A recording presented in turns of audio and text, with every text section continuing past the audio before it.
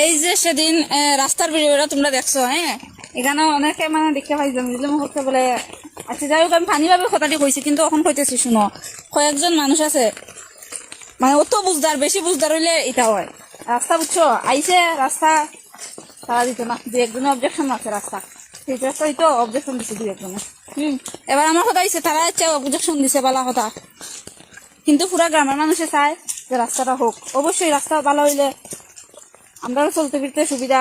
বাড়িতে একজন মানুষের ভিতরে কিতা হইতো, কিতা রাস্তা, এটা রাস্তা মনে আছে নি ওখানকার যুগ আইয়া এই ধরনের রাস্তা। হ্যাঁ, নিজের রাস্তাটা পুরা রাস্তা কিন্তু এরকম।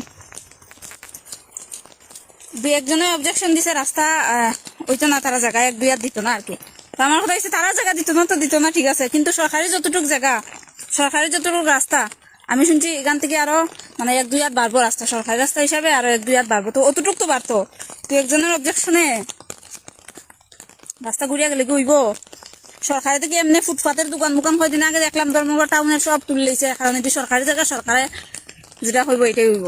তো এবার আমার কথা হচ্ছে যে রাস্তাটাও দুই একজনে অবজেকশন আছে, ঠিক আছে, কিন্তু যতটুকু রাস্তা আছে সরকারি মতো যতটুকু রাস্তা আছে অতটুকুর মধ্যে তো পিচ রাস্তা হইতো, অতটুকুর মধ্যে তো রাস্তা ভালো হইতো। এক্সট্রা মানুষ দেখ নাই দেখ, এটা আবার কোন ধরনের কথা হইলো। আর যে লাগিরা তোমরা অনেকের কমেন্ট আসলো, এটা কোন জায়গার কোন ইয়র আন্ডারে পড়ছে না, আমি কই কাছে ব্লকের আন্ডারে এটা জায়গা, মানে এটা গরু যাইবার মতন মানুষ যায় না গরু যায়, আমি কিচ্ছু বুঝি না।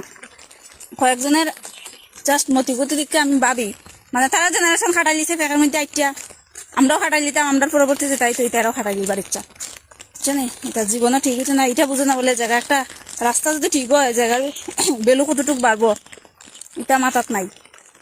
রাস্তাটা পুরা দেখলে মানে কিতাব হইতে আমার লজ্জা লাগে নিজেরই, এটা রাস্তাঘাট বাড়ি ঘরে রাস্তাঘাট খুললে আর কি।